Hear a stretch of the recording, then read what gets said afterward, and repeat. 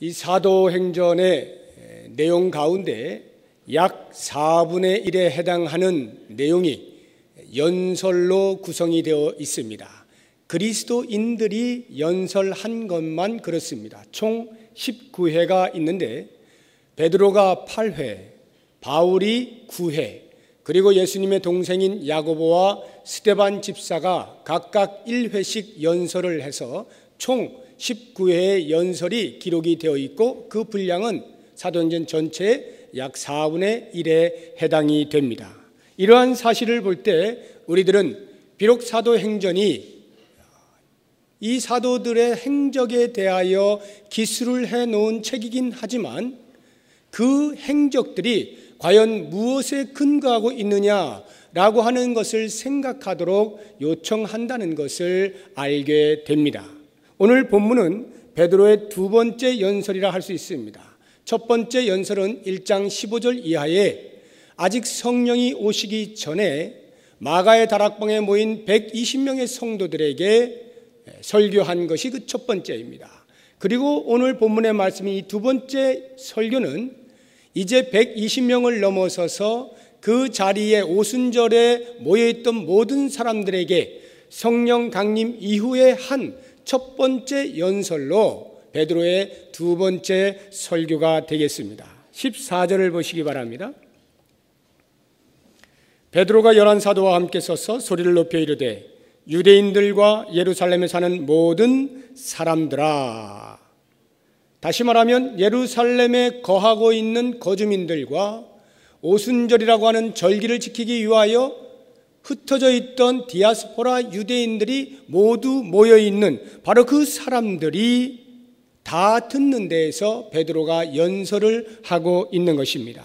이렇게 연설을 하게 된 발단은 성령이 강림하실 때에 인간의 상식으로 이해할 수 없는 초자연적인 현상들이 일어났기 때문입니다.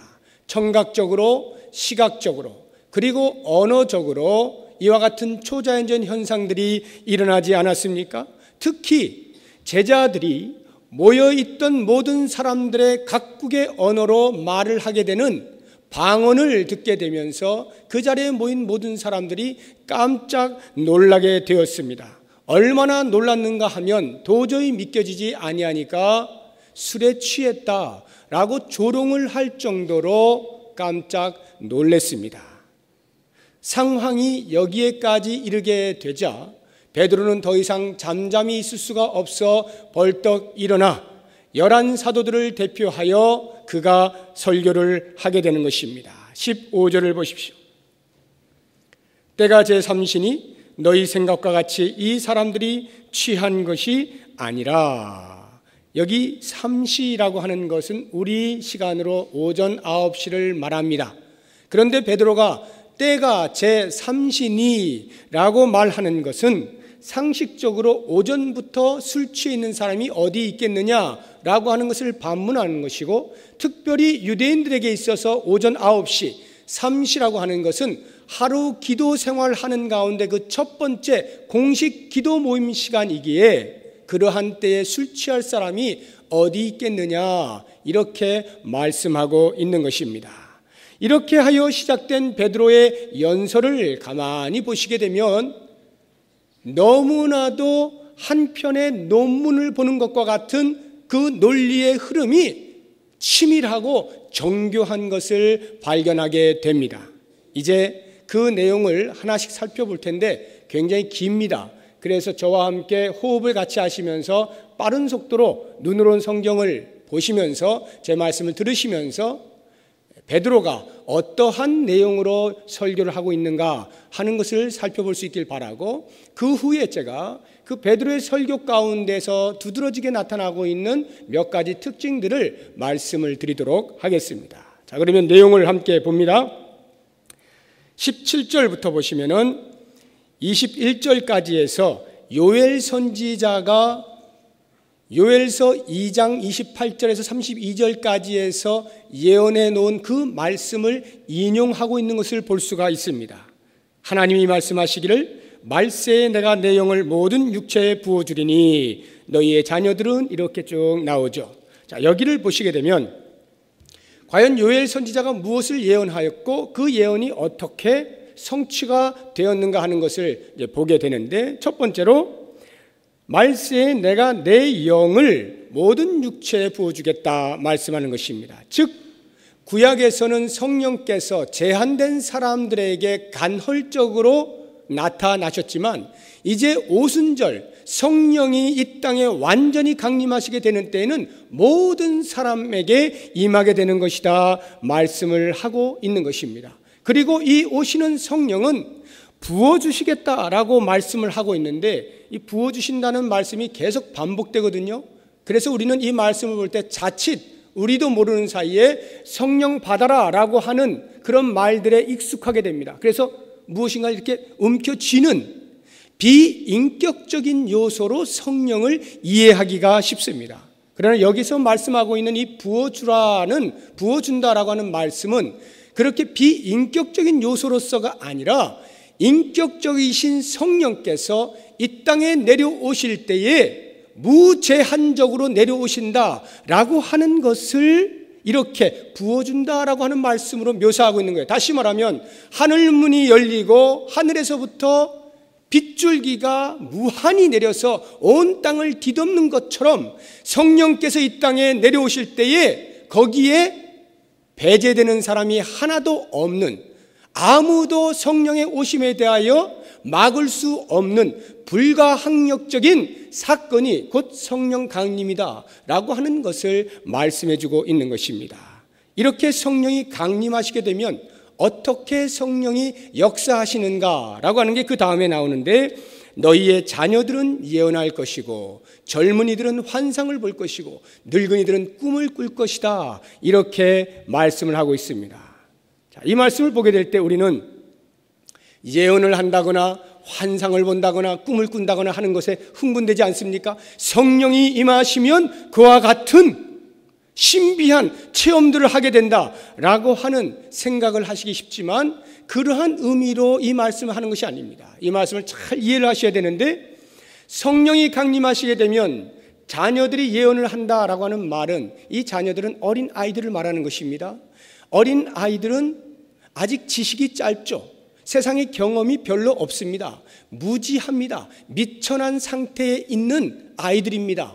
그런데 그 아이들이 예언을 한다는 것은 예언이란 아직 일어나지 아니한 일에 대하여 하나님의 힘으로 미래의 일을 말하는 것을 예언이라 하지 않습니까? 성령이 임하게 되면 마치 어린아이와 같이 아무것도 알지 못하고 미천한 자라 할지라도 그 성령을 통하여서 하나님께서 부어주시는 계시를 보게 된다. 그리고 그 계시를 말할 수 있게 된다라고 하는 것입니다. 거룩한 구원의 도리를 깨달을 뿐만 아니라 그 도리를 증거할 수 있는 일이 벌어지게 될 것이다. 이게 바로 성령 강림의 역사하심이라는 거예요. 두 번째로 젊은이들이 환상을 본다라고 하는 것은 무슨 말입니까? 젊은이들이 환상 보는 사람 별로 없습니다. 왜냐하면요, 이 젊은이들은 특징이 여러 가지 있겠습니다만 이것과 관련하여서 보통 이 젊은이들은 의협심이 강합니다. 정의감이 불타요. 그래서 조금만 불이한 것을 보면 참지 못합니다. 그런데 그 참 좋은 것이 젊음이라고 하는 아직 설익은 그것으로 인하여서 나타나는 반응은 무엇이냐면 주로 비판적으로 말을 하게 됩니다. 이것이 잘못됐고 저것이 잘못됐고 우리나라는 이것이 잘못됐고 저것이 잘못됐고 이렇게 비판적으로 말을 하기가 쉬워요. 그런데 그 비판함이 그 상대에 대하여 수용이 되어지는 것을 보게 되면 그나마 괜찮은데 그것이 전혀 먹혀들지가 않아요. 아무리 내가 비판하고 의협심을 가지고 손을 들고 해도 아무런 반응이 없을 때 쉽게 무너지는 경향이 있습니다. 그냥 포기를 하고 마는 경향이 있어요. 왜 그러냐 하면 그렇게 내가 으쌰 하는 그 이슈가 내 삶의 목표이고 목적이고 그것만이 내 살 길이다라고 꽉 붙잡고 있는 것이 아니라 보통은 희미하게 알고 있는 것을 가치로 여기고 하다 보니까 부닥치게 될 때에 중도에 포기하는 그러한 현상이 있게 되는 것입니다. 그런데 이와 같은 젊은이가 환상을 본다는 것은 무엇입니까? 성령이 오시게 되면 그 젊은이의 마음 가운데 하나님으로부터 오는 소망이, 비전이 그 마음에 새겨진다는 거예요. 그래서 젊은이라 할지라도 삶의 목표가 분명해지는 것입니다. 무엇을 위하여 살아야 할 것이고 내가 어디로 향하여 가야 할 것이며 그것을 부여잡게 될 때 그의 삶은 의욕으로 넘치게 되는 것입니다. 그래서 여러분들이 만나시는 많은 젊은이들 가운데 삶의 목적이 분명치 아니한 사람들의 그 젊은이들의 눈을 보십시오. 눈동자가 별로 싱싱하지가 않아요. 조금 이렇게 풀려 있어요. 이렇게 사나 저렇게 사나 어차피 한 인생인데 그냥 이렇게 살거든요. 그런데 무엇인가 삶의 목적이 분명한 사람 보십시오. 특히 성령으로 충만하다고 생각되어지는 그런 젊은이들 보십시오. 그 눈동자가 빛이 나요. 살아있습니다. 왜 그러냐면 무엇을 위하여 살아야 하는지를 분명히 붙잡았기 때문입니다. 내가 살아야 할 이유가 확실하니까 그것을 놓고 지금 나에게 주신 이 젊음으로 몸을 바쳐가면서 사는 것입니다. 얼마나 싱싱하게 살겠습니까? 이것이 바로 성령이 임할 때 나타나는 현상인 것입니다. 역사예요. 그 다음 세 번째로 늙은이들이 꿈을 꾼다. 이 꿈이라고 하는 것은 보통 잠을 자다가 이렇게 귀로 듣거나 아니면 무엇인가를 보는 이런 것을 꿈이라고 하지 않습니까? 근데 늙은이들은 꿈을 본다, 꿈을 꾼다라고 하는 말이 무슨 말이냐면 우리 권사님들 이렇게 요즘 잠이 별로 없으시죠? 연세가 드시면 잠이 별로 없잖아요. 그죠? 잠이 많이 달아나는 것을 볼 수 있습니다. 잠이 별로 없어질 뿐만 아니라 꿈도 잘 안 꿔요. 꿈 잘 안 꾸시죠? 맞습니까? 네, 꿈 잘 안 꾸셔요. 왜 그런지 아세요? 물론 또 다른 여러 가지 이유가 있겠습니다만 한번 생각해 보십시오. 이건 제가 현실을 말씀드리는 거예요. 노인분들은 앞으로의 살 날이 많이 남았습니까? 살아온 날이 많습니까? 살아온 날이 훨씬 많잖아요. 앞으로 살 날이 얼마 안 남았다는 것을 직감적으로 다 압니다. 다시 말하면 더 노골적으로 이야기하면 이제 죽음이 내 앞에 가까이 왔다라고 하는 것을 늘 인식하며 살기 때문에 꿈꿀 여력이 없어요.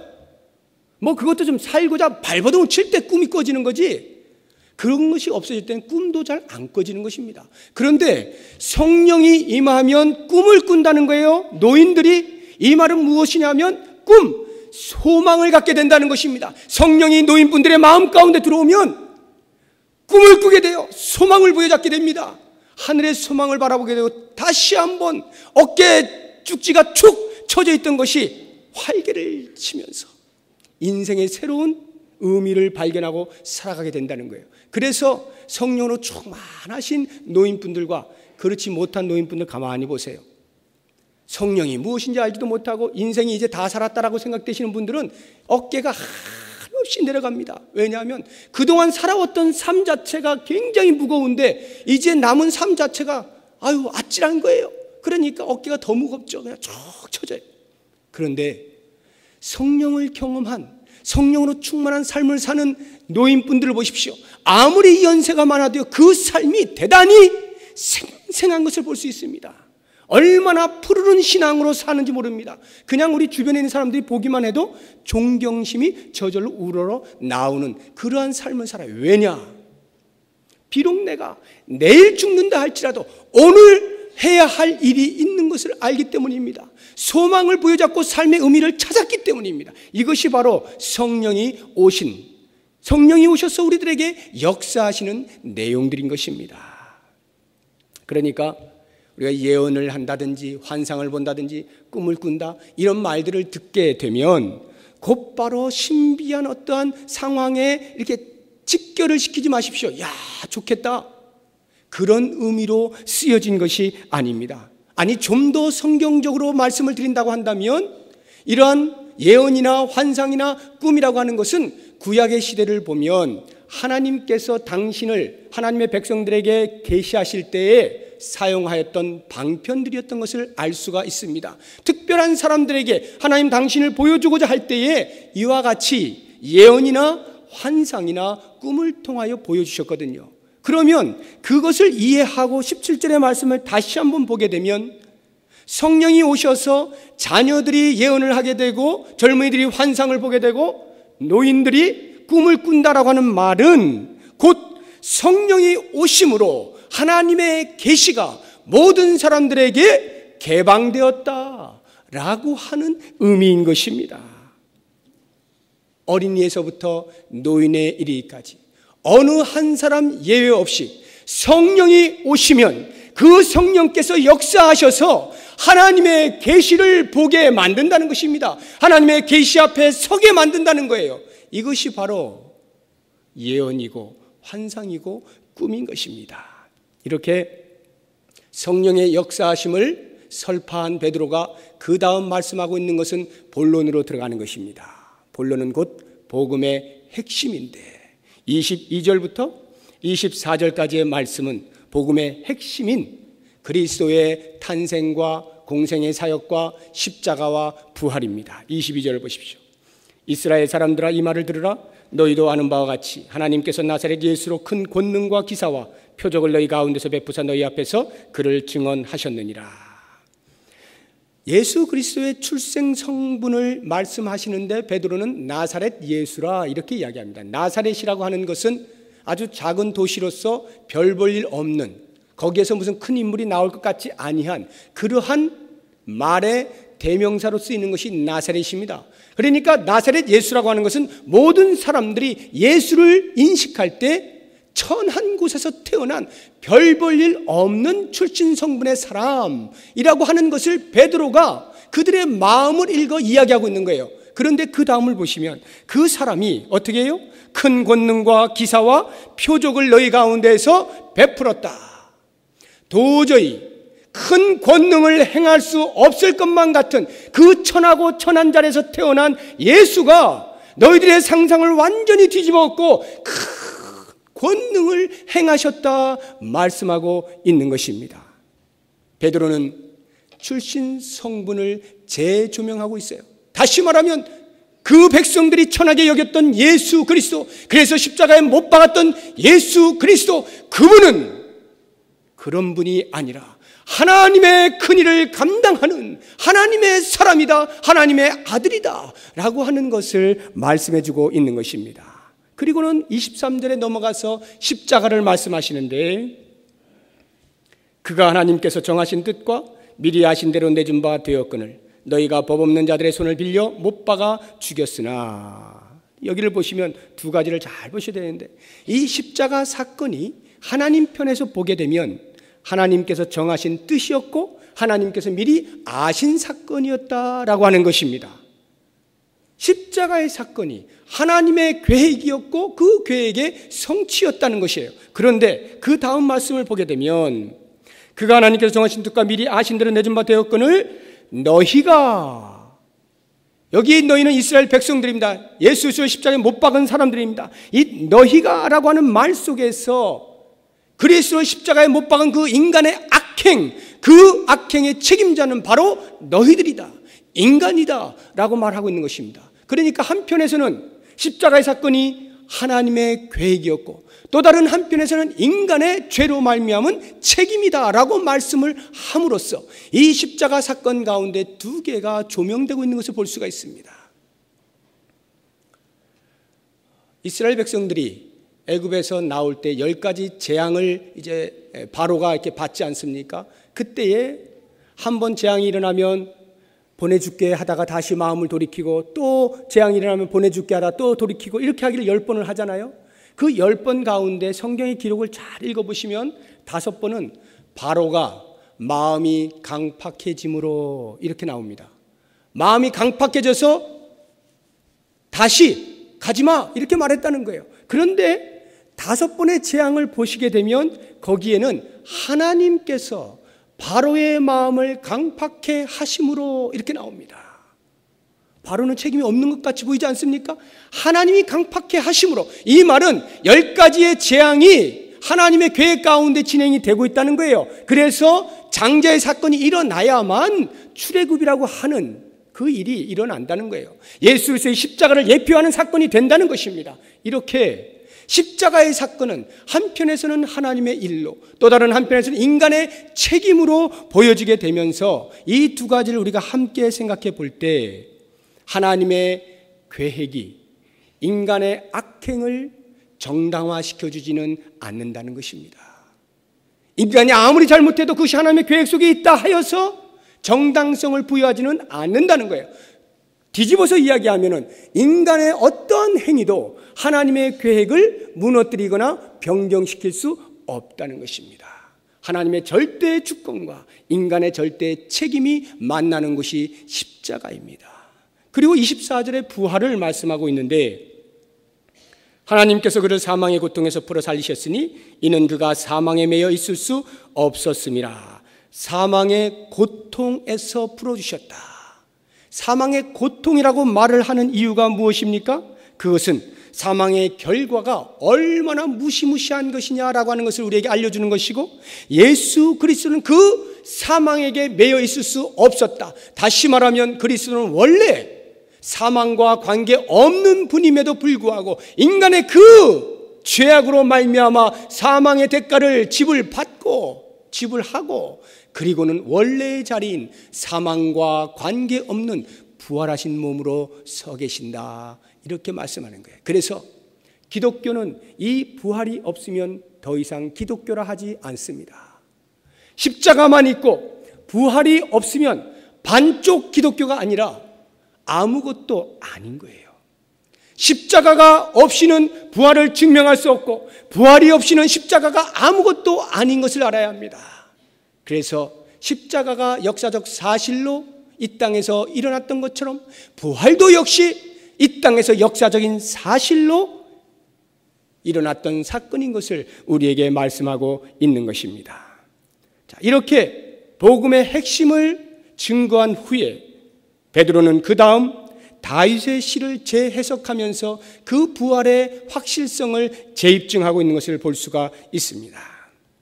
25절에서 32절까지의 말씀인데, 이 말씀에서 보면은 다윗의 시 시편 16편 8절에서 11절의 말씀을 인용을 하면서 그것을 재해석해서 예수 그리스도의 부활은 너무나 분명한 사실입니다 라고 도장을 찍고 있는 것입니다. 그리고는 32절을 보시면 이 예수를 하나님이 살리신지라 우리가 다 이 일의 증인이로다. 증인이 하는 일이 뭐라는 것입니까? 그리스도의 다시 살아나심을 증거하는 사람, 그리스도의 부활을 증거하는 사람, 이것이 증인이다 라고 말을 하고 있는 것입니다. 그리고 나서 이제 마지막 33절에서 36절까지의 말씀에서 그 그리스도를 하나님께서 높이셨고 성령 강림은 반드시 성취된다 라고 하는 것을 우리에게 말씀해 주고 있습니다. 33절 보십시오. 하나님이 오른손으로 예수를 높이심에, 이 말이 무슨 말이냐면 예수님께서 십자가에 못 박히시고 부활하신 다음에 하나님께서 오른손으로 그를 높이셨어요. 오른손이라고 하는 것은 하나님의 권능을 의미하는 것입니다. 하나님의 권능이 예수 그리스도에게 위임되었다는 것입니다. 그리스도는 이제 모든 만물 위에 머리가 되셔서 만물은 그 발 앞에 무릎을 꿇어야만 하는 것입니다. 하나님의 그 크신 권능이 그리스도에게로 위임이 되었어요. 그리스도의 승귀를 말하고 있는 것입니다. 그리고 그 다음을 보시면 그가 약속하신 성령을 아버지께 받아 너희가 보고 듣는 이것을 부어주셨다 말씀하고 있습니다. 약속하신 성령이 반드시 오시는데 너희들이 보고 있는 이 사건이 바로 그것이다 라고 말하고 있는 것입니다. 그리스도께서 공생의 기간 동안에도 성령이 오실 것을 말씀하셨지만 특별히 부활하신 다음에 승천하시 직전까지 제자들에게 끊임없이 나타나셔서 성령을 기다리라고 말씀하시므로 그 약속이 지금 성취되어 너희들의 눈앞에서 나타나고 있는 것이다 말씀하고 있는 것입니다. 여기까지가 베드로가 연설을 한 내용들인데, 이 내용에서 우리가 잊지 말아야 할 것 제가 말씀을 드리고 말씀을 마치도록 하겠습니다. 그 첫 번째가 무엇이냐면 베드로의 설교의 특징은 역사적인 사실에 근거하고 있다라고 하는 것입니다. 베드로는 지금 철저하게 자기가 경험하고 있는 이 오순절의 이 역사, 그리고 모든 사람들이 함께 경험하고 있는 이 오순절의 역사, 이것이 단순히 우리가 체험되어지는 일순간에 보여지는 것이 아니라 역사적인 사실에 기초하고 있는 것이다라고 피력을 하고 있는 것입니다. 거기에 모인 모든 사람들은 이것이 어찌된 일이냐라고 하면서 나타난 기이한 현상에 대하여 눈이 동그래져 있는 그 순간에 베드로는 일어나 그 사람들을 역사적 사실의 눈을 뜨도록 그 시선을 바꾸어 주고 있는 것입니다. 역사적 사실. 무엇이 역사적 사실입니까? 복음이 역사적 사실이라는 거예요. 그리스도의 오심과 그리스도의 공생의 사역과 그리스도께서 십자가에 못 박히신 것과 그리스도께 다시 부활하신 것과 부활하신 예수 그리스도를 하나님께서 높여주셨다라고 하는 이것이 역사적으로 사실이라는 거예요. 지금 제가 왜 이렇게 흥분하면서 말씀드린지 아세요? 역사적 사실이라는 말은 이 땅에서 실제로 일어난 사건들이다 이런 말이에요. 그 사건들을 지금 우리가 보고 있는 것이다 말씀하고 있는 것입니다. 그런데 지금 이 사람들은 무엇에 자신들의 신앙의 근거를 두려고 합니까? 그들이 보고 있는 현상, 체험입니다. 베드로는 말하는 거예요. 그러한 체험이 우리의 신앙의 근거가 될 수 없다. 체험에 근거하고 있는 것은 종교 이상일 수가 없습니다. 그래서 체험이 사라지면 종교도 같이 사라지는 거예요. 체험이 없어지면 기독교도 없어지는 거예요.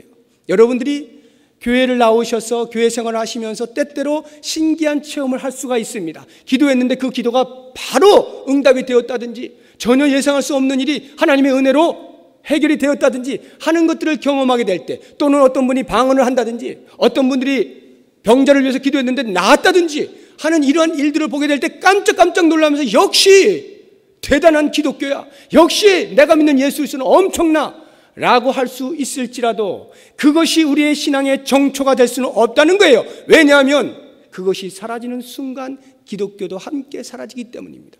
베드로는 그것을 보았습니다. 성령이 강림하실 때 놀라운 역사하심에 대하여 눈이 휘둥그레져 있는 사람들에게 그것이 아니라 역사적으로 일어난 예수 그리스도, 역사적인 인물 예수 그리스도, 그분이 우리를 위하여 이 땅에 오셨고 그분이 우리를 위하여 십자가에 돌아가셨고 그분이 우리를 위하여 다시 부활하셔서 하나님의 손에 의해 높여지셨다라고 하는 이 역사적인 사실을 외치고 있는 것입니다.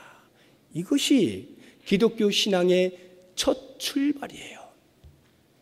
여기에서 이제 한 걸음 더 나아가야 하는데 그것은 곧 신학적인 사실로까지 나아가야 한다라고 하는 것입니다. 이것이 무슨 말이냐면 역사적으로 일어난 사실이라고 해서 그것이 다 우리에게 의미가 있는 것은 아닙니다. 옆집에 강아지가 죽었다고 해서 그것이 내가 구원받는 일에 어떠한 의미가 있는 것은 아닙니다. 무슨 말이냐면 그리스도께서 이 땅에 오시고 십자가에 돌아가시고 부활하시고 다시 승리케 되어진 이 모든 역사적 사실은 그냥 이 땅에서 나에게 아무 의미 없이 일어난 어떤 한 사건이 아니라 하나님께서 태초부터 우리의 구원을 위하여, 나의 구원을 위하여 예비하시고 계획하시고 그것을 이루어 가신, 다시 말하면 하나님의 예언의 성취로서 존재하고 있는 것이다 라는 의미에서 신학적 사실이라는 말입니다. 베드로는 갈릴리의 어부였습니다. 도저히 지금 이 연설을 하는 것과 같은 놀라운 성경을 꿰뚫는 이러한 지식이 있을 수가 없을 것만 같은 사람입니다. 물론 그가 전에도 율법을 어느 정도 알았고 예수님에 의해서 이것저것 많이 들었을 것입니다. 그런데 웬걸요? 예수님과 함께 있을 동안엔 도저히 알아듣지 못했잖아요. 도저히 이해하지 못했잖아요. 예수님의 십자가 사건이 왜 나에게 임했을까? 도저히 이해하지 못했잖아요. 그것이 나에게 파멸을 가져온 것으로 여기고 있지 않았습니까? 그런데 성령께서 임하시면서 그의 마음을 뚫어주시는데 그가 눈을 열어서 성경이 보이기 시작한 거예요. 그가 만났던, 그가 경험했던 그리스도의 십자가와 부활이 사실 알고 보니까 성경에서 오래전부터 이미 기록해 놓고 있는 하나님의 계획에 따른 성취였다고 하는 것을 성령이 임했을 때야 비로소 베드로는 깨닫게 되면서 박수를 치는 것입니다. 이것이다.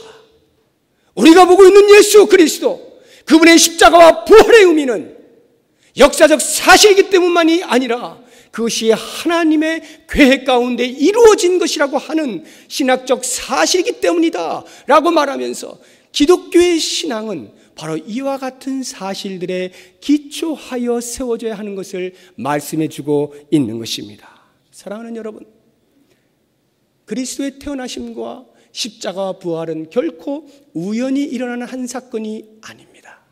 하나님께서 얼마나 나를 사랑하시는지, 얼마나 우리들을 사랑하시는지 그 사랑의 결과로서 오래전부터 계획하신 것에 대한 성취인 것을 꼭 기억하시기 바랍니다. 이제 마지막으로 한 가지 사실이 더 남아 있습니다. 이렇게 역사적으로 사실이고 하나님의 계획 가운데 이루어진 신학적인 사실이라 할지라도 만약 그것이 나와 아무런 상관이 없다면, 내가 그것을 받아들이지 아니한다면 그것은 아무런 일도 일어나지 않을 것입니다. 적어도 나에게는 아무런 일도 일어나지 아니하는 것입니다. 그런데 바로 그 일을 위하여 성령께서 강림하셨다는 거예요.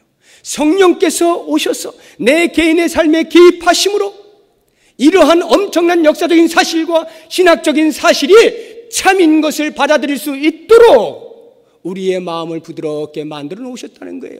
이미 성령께서 역사하심으로 그렇습니다 주님, 사실을 사실로 볼 수 있는 눈을 만들어 주신 바로 이 개인의 사실, 이것이 꼭 필요하다는 거예요. 그래서 우리가 복음을 전할 때에 때로는 사람들의 귀에 듣기 쉽게 쉬운 말로 할 때도 있습니다만 본질은 이것입니다. 사실을 사실대로 증거하는 거예요. 그러나 사실을 증거한다고 해서 모든 사람이 다 받아들이는 것이 아니기에 성령이 역사하셔야만 그 사실을 받아들일 수 있기에 우리는 전도할 때 반드시 기도를 하는 것입니다. 성령 하나님이여, 이 복음을 듣는 자가 성령님의 역사하심을 통하여 깨닫는 은혜가 있게 하여 주옵소서. 사실을 사실로 볼 수 있는 눈이 열리게 하여 주옵소서. 간절히 기도하면서 복음을 증거하는 것이 필요한 것입니다. 사랑하는 성도 여러분,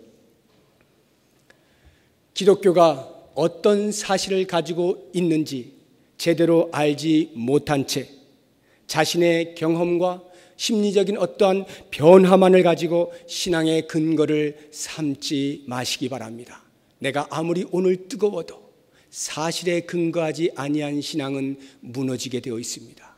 그래서 그렇게 열심을 내고 저 사람의 신앙은 정말 최고야 라고 하는 사람도 어느 날 갑자기 이름도 흔적도 없이 사라지는 모습을 보게 됩니다. 그것은 그 사람의 마음 가운데 역사적인 사실로, 신학적인 사실로 그리스도의 구원의 은총이 와 닿지 않았기 때문에 겉으로는 교인인 것 같고 신앙인 것 같고 교회 생활도 훌륭히 하는 것 같지만 결국 어떠한 일이 벌어지게 되면 그 신앙을 함께 떠내려 보내게 되는 것입니다. 그러므로 사랑하는 성도 여러분, 기억하십시오.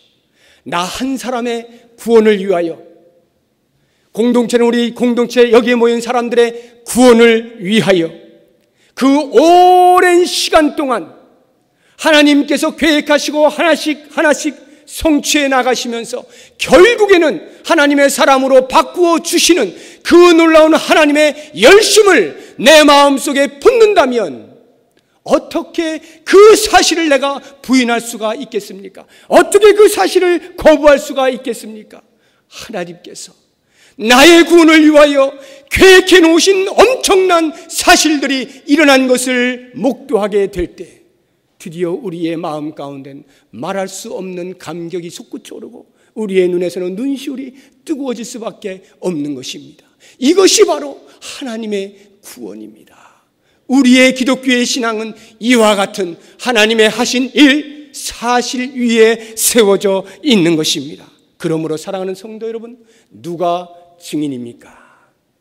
체험을 한 자입니까? 사실을 부여잡은 자입니까? 사실을 부여잡은 자만이 그에게 부어주시는 여러 가지 체험들은 은혜롭게 유용하게 사용되어질 것입니다. 모쪼록 이 시간 주의 말씀을 통하여 베드로의 연설을 통하여 우리의 마음 가운데 다시 한번 그리스도의 이 땅에 오신 역사적인 사실과 십자가와 부활이 나에게 하나님의 하신 일로서 다가와 아멘, 주님 제가 주를 위하여 십자가를 위하여 나도 기꺼이 내 십자가를 지겠습니다 결심할 수 있는 놀라운 은총이 우리 모두에게 있기를 바랍니다. 기도하겠습니다.